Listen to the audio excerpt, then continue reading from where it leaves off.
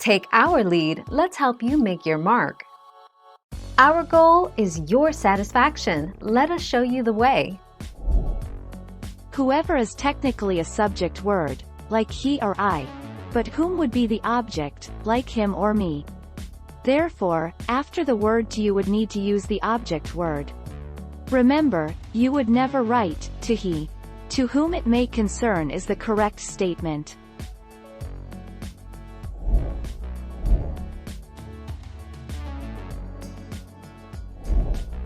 Take our lead.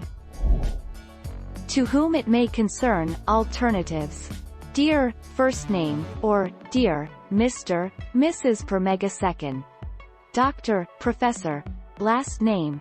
Be aware of your use of pronouns. Dear, job title. Dear, team or department. Greetings, hello, or, hi there.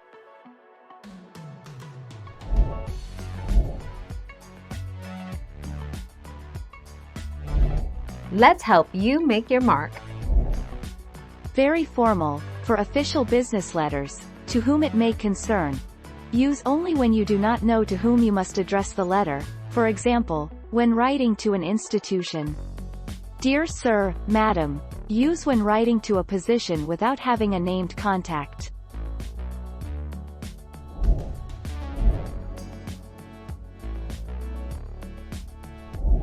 Let's help you make your mark. Since you would capitalize the first letter of a person's name, you should do so for the phrase, to whom it may concern. Follow, to whom it may concern, with either a colon or a comma, a space, and then immediately go into the body of the letter.